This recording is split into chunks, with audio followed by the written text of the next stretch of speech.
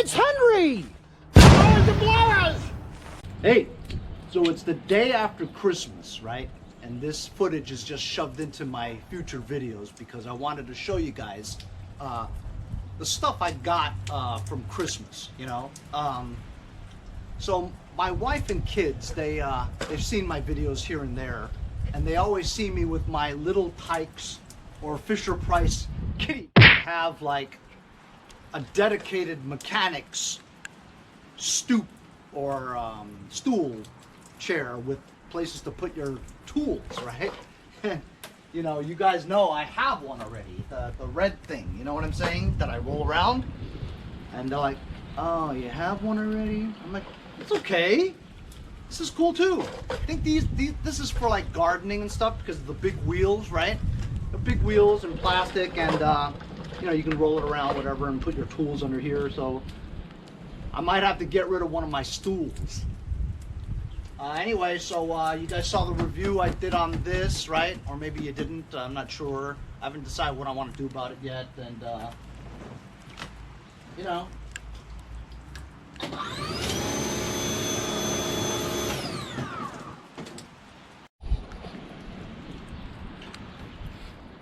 Got my ring light here. This is awesome, you know, really awesome.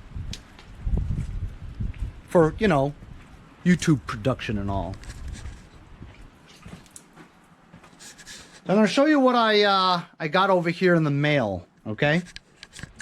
So, I've got a bunch of stuff over here.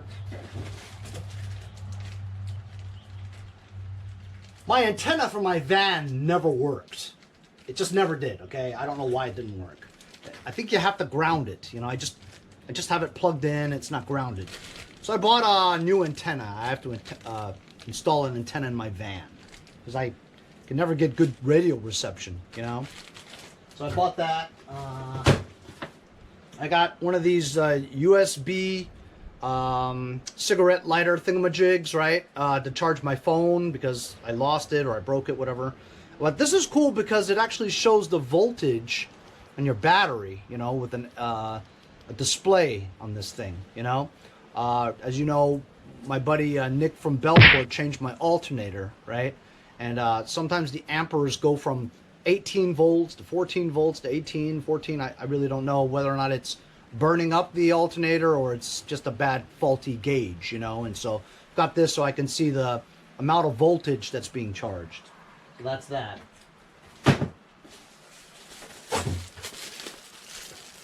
I got this. I don't know what it is.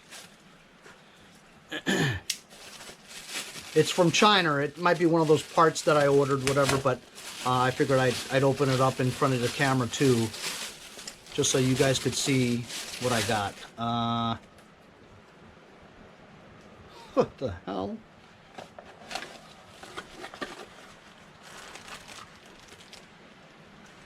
It's an HD webcam. Oh!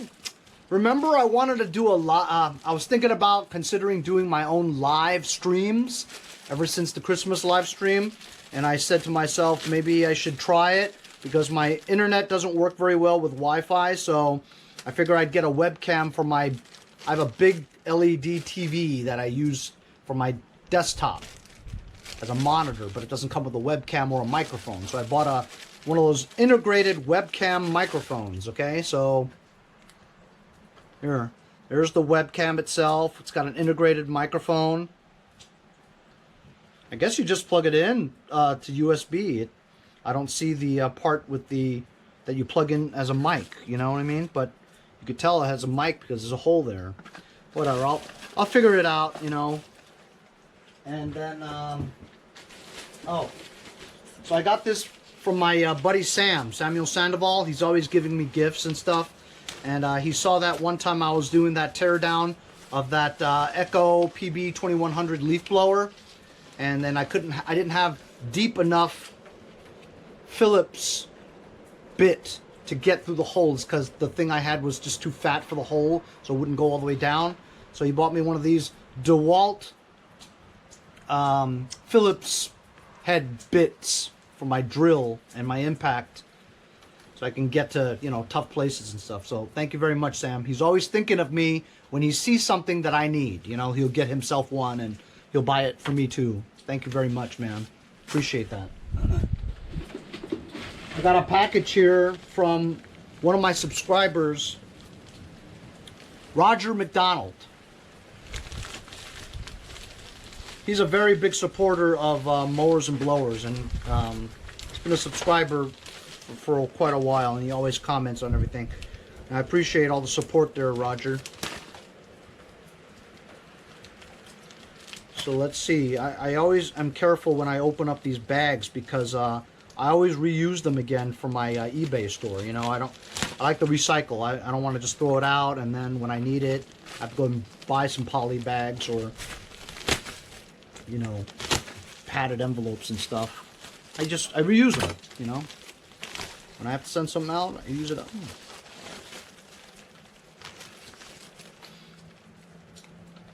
So he's got me, I don't know what this is. It's self-powered tack. It's got the sticker over here that doesn't tell you what it is.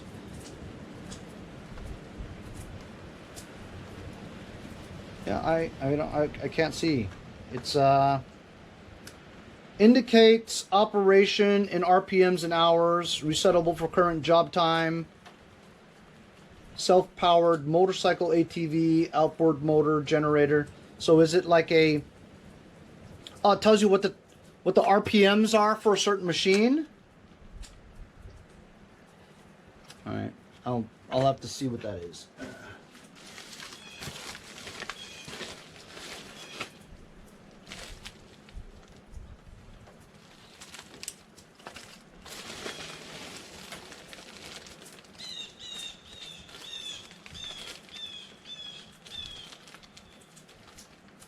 Okay, crimping pieces here.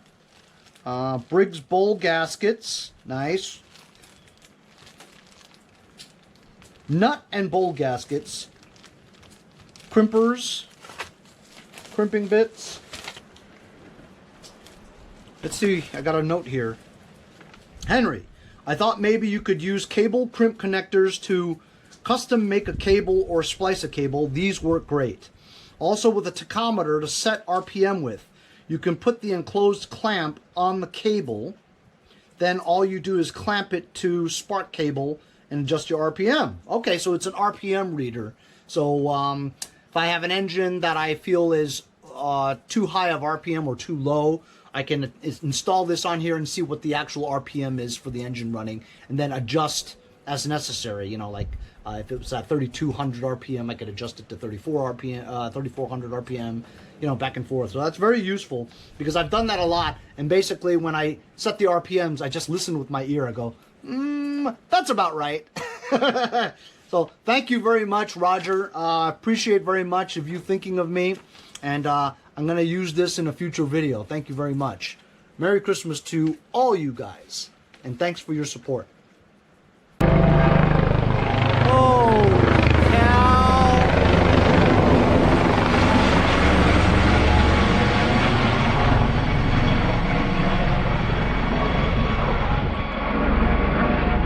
That is a Coast Guard Seahawk. What it's doing around here, I have no idea. Awesome.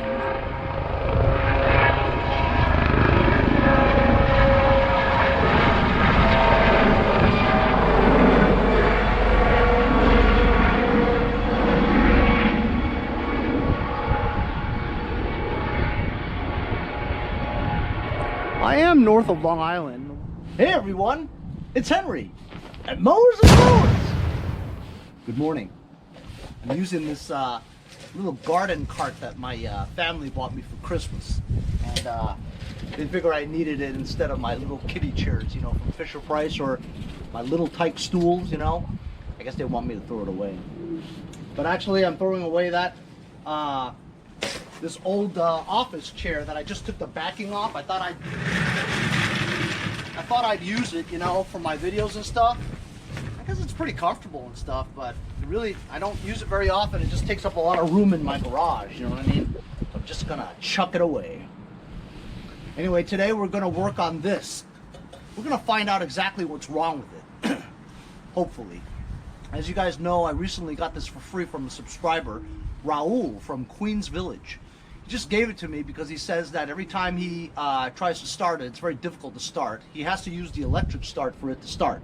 When it does start and it runs for a bit, it'll just stall and then you wouldn't be able to start it again. No way. So I thought immediately that might be the magneto issue, right?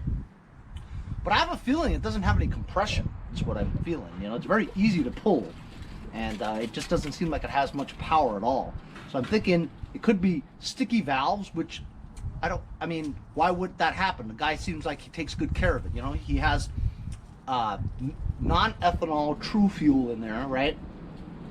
And he always has it serviced, you know, by Sears and stuff. So perhaps we could take the head off and just check it out a little bit. Maybe a head gasket might be blown. But what I'm gonna do first is I'm gonna put a compression tester on it and see what the PSI is on the compression.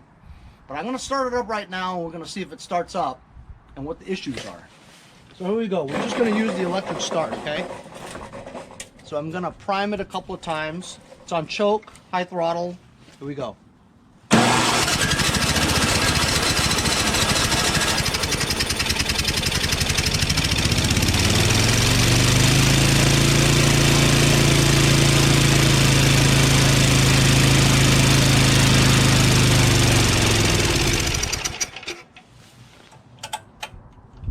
Put it to run and it just slows down.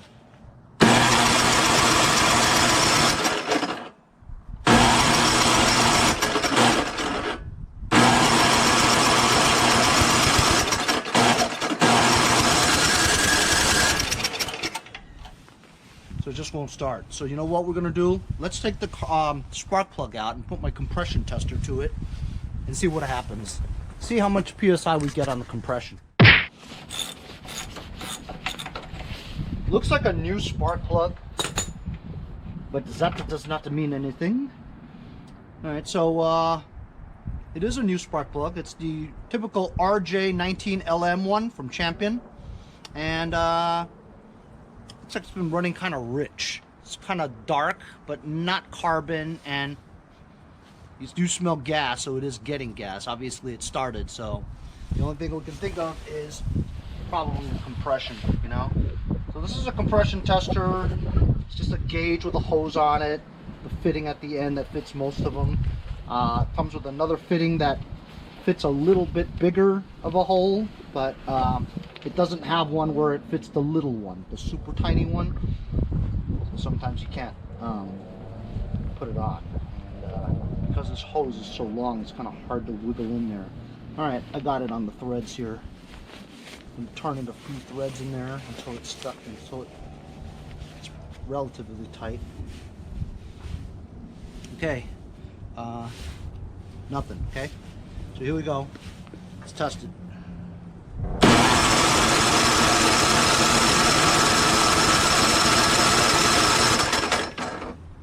It's the notch right below the 75, so it's like 65. 65 compression, so that's not good. Okay, let's reset it again. It actually looks like it went down. Reset it, put it the choke, and try it.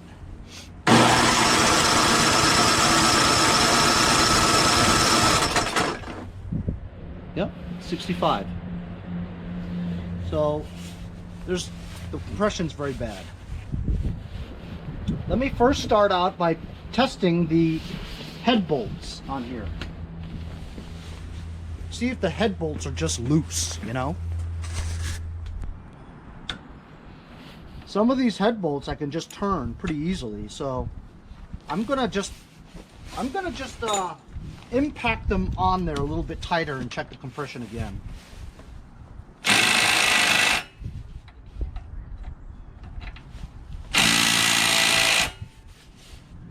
Because if you can turn the head bolts a little bit tighter, it might increase the compression. Mind keeping it down? Hey, what's going on, man? Merry Christmas. Merry Christmas. you working on? Oh, this, that, and the other thing. Doing snowblower mode? That's it.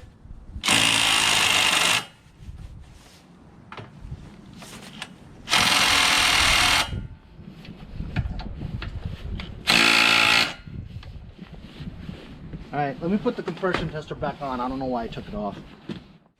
Okay, let's try it again. I just tightened all the head bolts with an impact.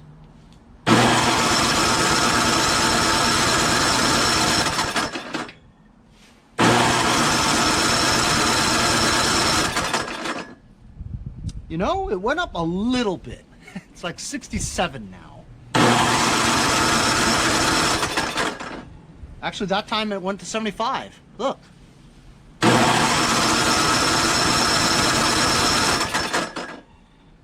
Yeah. That's interesting. Maybe it is just a blown head gasket, maybe. That might be it. So you know what we're gonna do?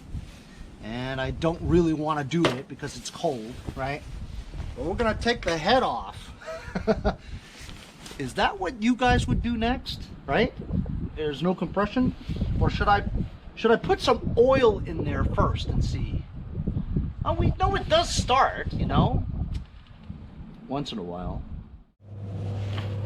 Let me put the spark plug back in because of the tightening of the head bolts. I want to see if it runs longer than before.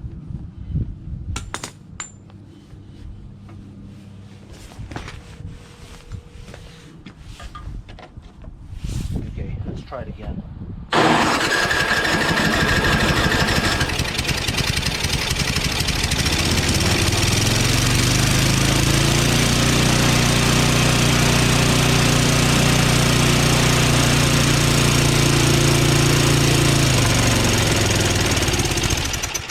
So it stalls after you put some load to it, like you know, engaging the auger.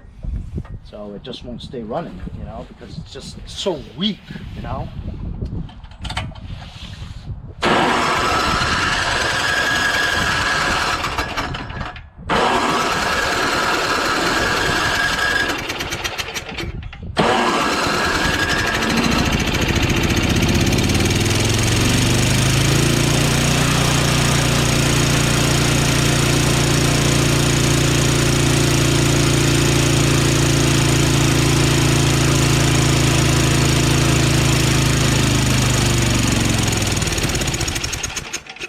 Yeah, I don't think it's the magneto, to be honest with you. I think it's just really low compression is what it is. So I'm going to put you on time lapse and we're going to remove the head. Fun, fun, fun.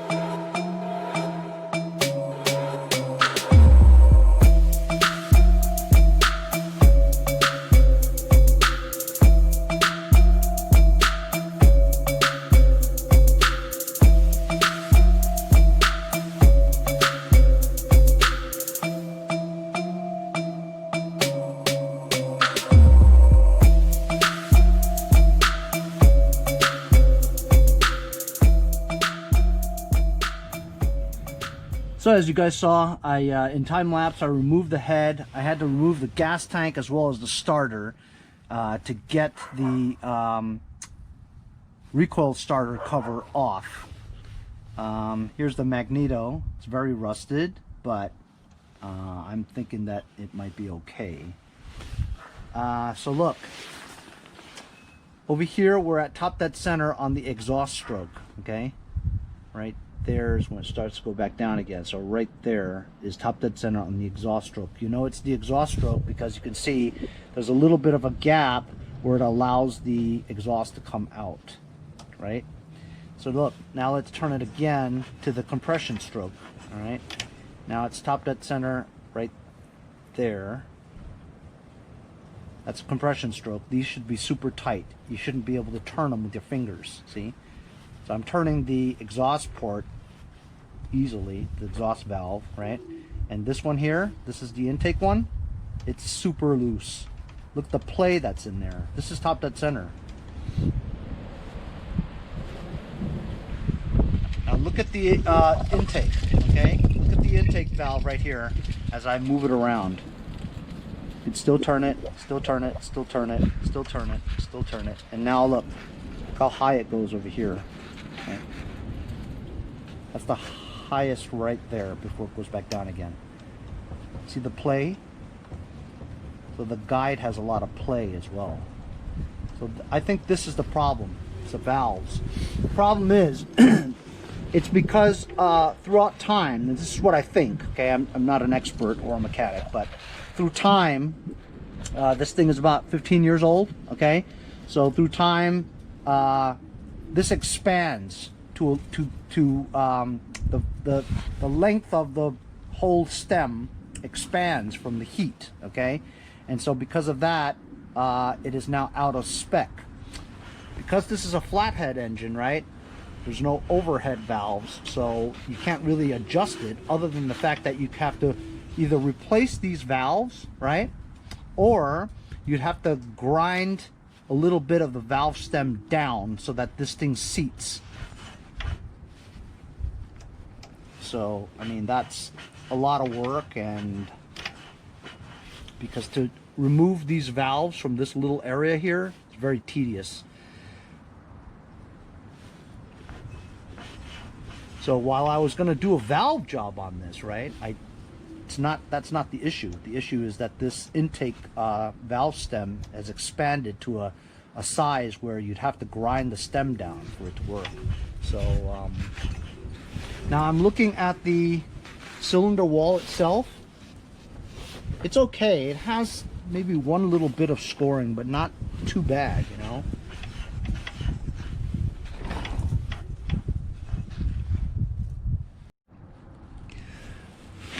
I'm gonna pinch off the fuel line over here, and I'm actually gonna remove the carburetor, and I'll remove the carburetor right off of the intake manifold because I want to get a good look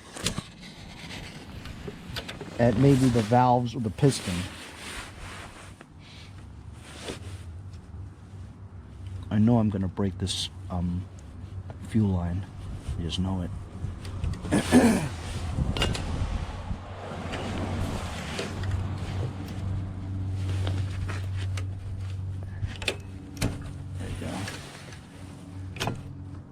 Wasn't too bad, actually.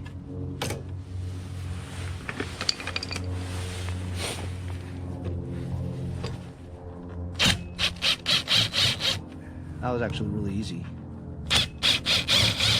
as that was. By the way, I wanted to mention this.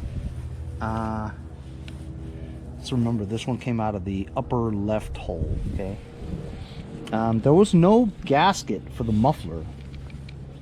I didn't see one, and I don't really see one for this one either. Okay, here's a gasket for the intake manifold, but there was no gasket for the muffler. I don't know if that makes any difference. Here, see? Here's the muffler. There's no gasket on it. It's just metal to metal. It should have a gasket here.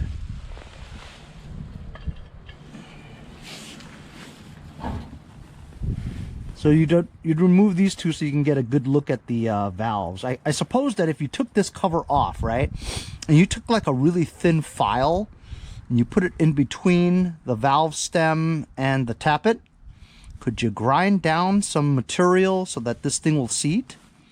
I mean, that's an option, right? I think I could do that. What do you guys think? I don't know. an idea. It's not an idea, it's an idea. So 5/16. Just remove this.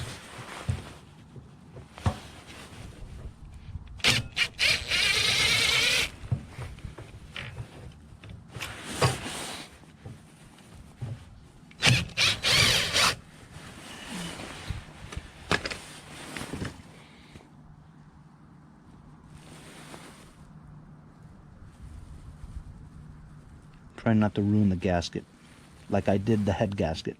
Head gasket looked okay with the exception of me pulling it off to ruin it, you know.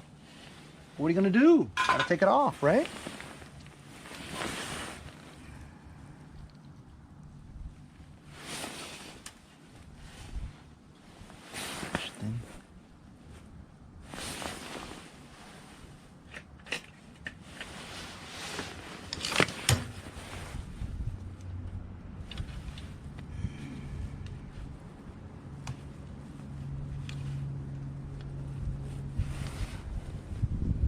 I want to say somebody's been in here. It looks like it's been moved. I want to say somebody's been in here. I'm going to try to get this out, okay?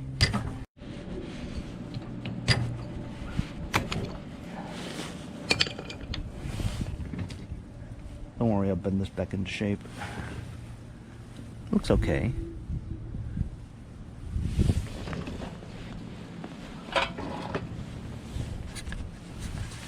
There you go. You guys can see that?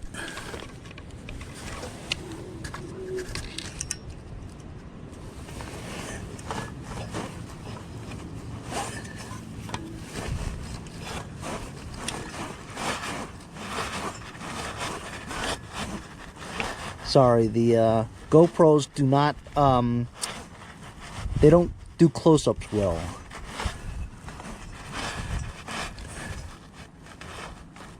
Okay, that's top dead center on the compression stroke. And as you could see, the exhaust is okay. It's pretty tight. You can't turn it with your fingers unless you really pushed hard. This one here, very easily you could turn, see? Which means that I need to grind down part between the tappet and the end of this intake valve just a little bit so that this thing will, with the springs, will push down, you know what I mean? And then make that seal so it seats. And that's the problem, is that it won't seat because the compression is leaking right around here. So that's my conniption. So look what I did here.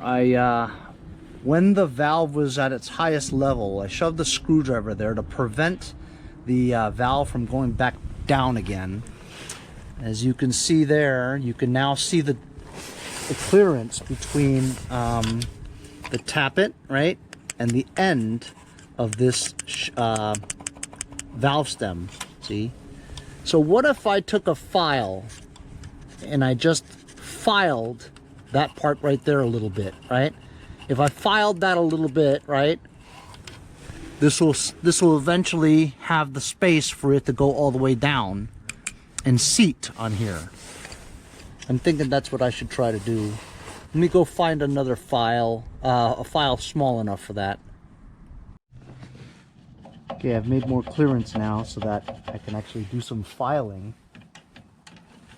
So basically I want to just file it enough, right, where when I do release that screwdriver, it'll seat into that area. I don't know exactly how much to file, but I'm thinking just enough to get it to seat. Okay, now it's under some pressure. Since the screwdriver fell off, I'm getting good pressure on the filing.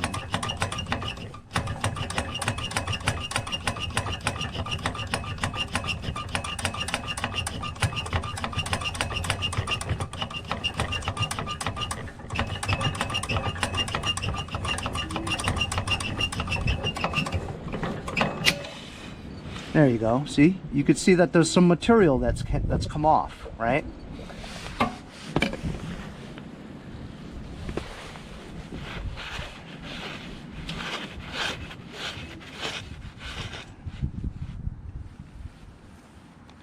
That's the exhaust stroke, I think. Let's take it back to the compression stroke. Okay, so this one's good, and this one, it's a little better, but it's still, as you can see, it still moves around and spins. So we want to get it so that this is tight and you can't spin it with your fingers, you know. So I'm going to keep trying to do this until it seats properly. Okay, so I made a mistake, guys. This is the exhaust valve. The little one is the exhaust valve. You could tell because right there, this is the exhaust. You can see all the, you know, like exhaust burnage over here. Burnage. This is the intake, much cleaner, see? So the intake is the big one. And so I did another session of grinding, right? And look at here. This is at top dead center on the compression stroke. And as you can see, I cannot turn this anymore. So now this is seating properly at this compression stroke. That seemed to have kind of worked, you know. I mean, I don't know if it'll work, but, you know, seems to be pretty cool. Problem is I don't have a a head gasket for this. I'm thinking I'm just gonna put it on and, you know, maybe put some silicone here and then put it on, you know, as long as the gasket is here, it's just split here. If I put silicone there and then tighten it down really tight, I'm gonna give it a try. You know, I got nothing to lose because, you know, in my mind this engine is DONESKI. But looks like it seats now. You see what I'm saying? I cannot turn this on the compression stroke. Neither of the valves. So it is seating, you know? And, you know, all I can do is just try, you know? I'm going to put everything back after I put some silicone on there.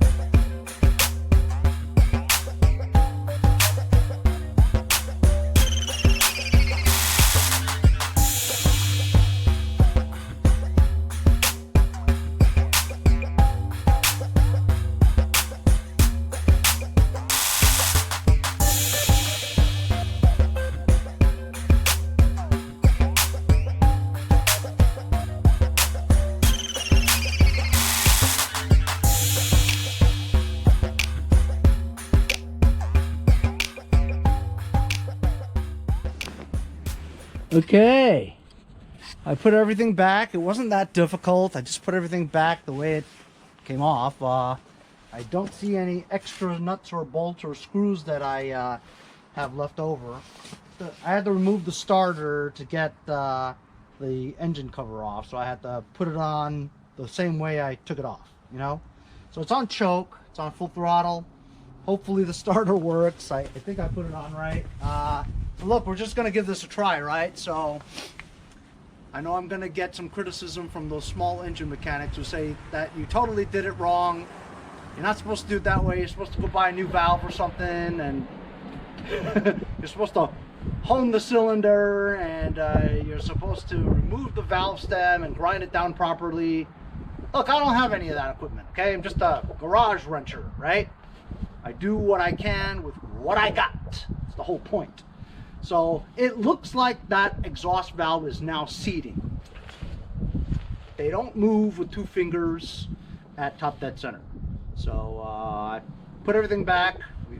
You're supposed to replace that head gasket. I know, but I don't have one.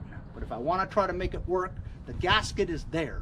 Just sealed any parts that may have been damaged from removing it with some silicone. Tightened it down. Yeah, it's supposed to be down to torque specs, but I just did it as hard as I could with my impact. Let's give it a try. Plugged in the electric start. You guys think it'll work? Remember, before I did all this, it started and ran for about 30 seconds and then it would stop. Let's see what happens.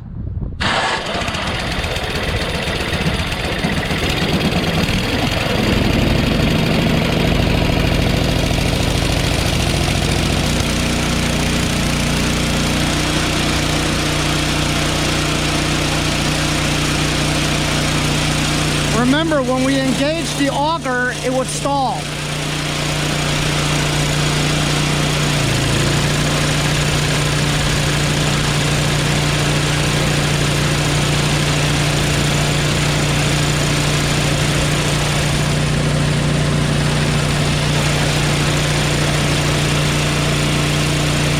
It's not stalling.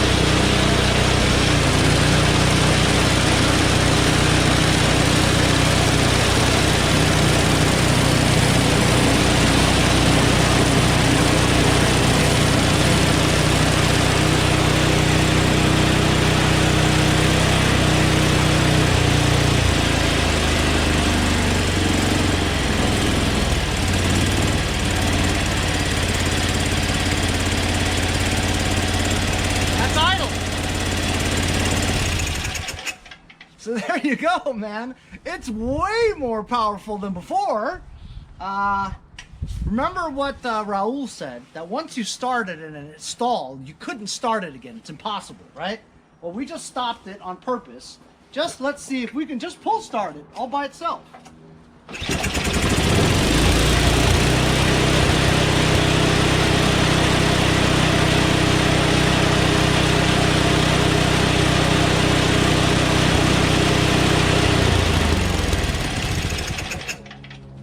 About that, huh? I gotta tell you, that's very satisfying. Before, this thing had 75 compression, right?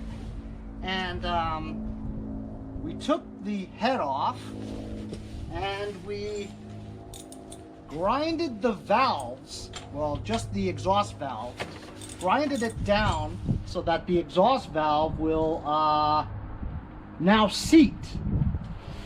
Let's just, for shits and giggles, that's right, I'm not afraid to say that word, let's put the compression tester on there now and see if we get better compression than before. Remember we had it at, we had it at about 75 was the best we've ever seen it, right? But it really moved around. See, that's at 75. Reset it. Let's put the electric start on because that's how we tested it before.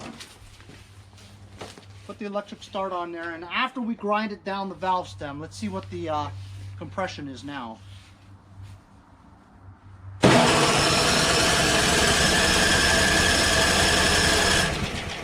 Okay, it's at that mark between 75 and 100. So is that 75, 80, 85, 90, 95? Okay, I got it. So it's at 90. So it's gained 15 per compression. Let's put this on choke because we did that before.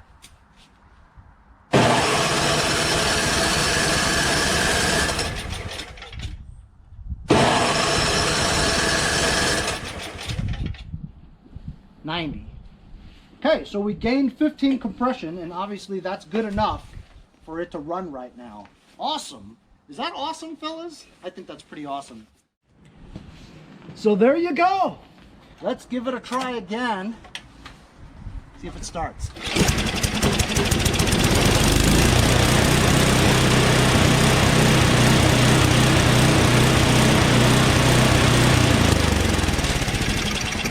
Before, you couldn't even pull start it. You had to start with the electric starter. It wouldn't start. And it would crank and crank and crank until it got enough compression to start. But then once you had it running for about 30 seconds or so, it would lose compression and it would just stall. It would stall almost immediately once you put some load onto it, like engaging the auger. I could see why there was a low compression due to that exhaust valve that was just sticking up at top dead center, right? So it wasn't getting any compression with that stroke. So now that we grind it down the valve stem, the Henry way, right? It now starts, pull starts, electric starts, runs, the auger engages, and it drives, and it seems like a lot more power, even though the compression is still only at 90. Ideally, you want it about 100, 120, that kind of thing, you know what I mean? But it's an old snowblower, 15 years. But it looks like it'll work, you know? It seems very powerful, runs very well. So I'm very satisfied with this afternoon fix. To be honest with you, I've never done it on a snowblower before. So, woohoo! First for me, and a success too. To me, this is a success because I didn't have to spend any money. I just used what I had around the house. Silicone and a file. That's all it took for me to get this going. So, very satisfied. I hope you guys enjoyed that episode too. It was very interesting, wouldn't you say? It only took about an hour and a half or so, you know? Not too bad. Here's a quick mailbag just to let you guys know what I'm getting in the mail. This is the second magneto I have bought. I think this one's the right one for my Toro Snow Commander. I've always had magneto problems with that, and when I took that apart last time to replace it with a new magneto, it looked like the magneto I bought was the wrong one. It didn't fit. So I put the old one back on again and started, and then somebody wanted to buy it, so I had to try to start it. It didn't start because I knew that magneto was DONESKI, you know what I mean? So I think I bought the right one, and in an upcoming episode, coming soon to a neighborhood near you, is another Toro Snow Commander magneto replacement. As you know, I had my Poulon PXT 12538, you know, the red lawn tractor. What's missing from that red lawn tractor that prevented me from selling it last month? Didn't have a chute deflector, right? Well, all the chute deflectors that I saw online for that was like 30, 40 bucks. Am I gonna spend 30, 40 bucks on a plastic chute deflector when I don't spend any money on a whole tractor, right? I did find brand new, I think I paid 25 bucks. Yeah, I spent 25 bucks. I did it. Because it's a nice tractor, you know what I mean? And it was brand new. Yes, it does say 42 when it's a 38, but they didn't sell any 38s. I looked everywhere, and it's a brand new from Husqvarna. Husqvarna, AYP, Poulan, Craftsman, they all fit. So I'll put this on next time, and I'll have a perfectly good Poulan lawn tractor for 25 bucks. Well, I did buy a battery for it, so I'm in it for like 50 bucks. 55. Still, 55 bucks for a like a new tractor, you know. So that was very cool. Shout out to Bruce Wagner from San Antonio, Texas. I remember San Antonio, Texas because of the Alamo. He donated a very generous amount to the channel. He's never commented before, although I did see him on the live chat that I did recently. I did my first live chat unintentionally. I was just testing my new webcam and microphone. I was just testing it, right? And the next thing you know, I had like 40 of my subscribers on there saying hello. So I just went on with it, you know, I just went with it. And I went on for about half an hour until my microphone stopped working. I don't know what the story was with that, but it seems to work. It seems to work just fine, you know. But it was good to see that all these people were interested in the live chat, you know. So maybe I'll do another one soon. Let me know if you guys want to do a live chat. I'll schedule one so more people can come and we can talk about, you know, shit. But anyway, that's great, huh? Isn't that great? What happened today? So this morning when I woke up, I says, I gotta go see if I can get that thing working, you know what I mean? And I didn't have any high hopes of it. I thought that engine was DONESKI! But just a file and some silicone and an hour and a half of my time, we've got a Craftsman 5.5 24 dual stage snowblower that works just fine all of a sudden. Awesome. Next snow we get, I'll try it out. Thanks a lot for following me along this episode today. It was very interesting. See you guys next time on Mowers and Blowers. Dun, dun, dun.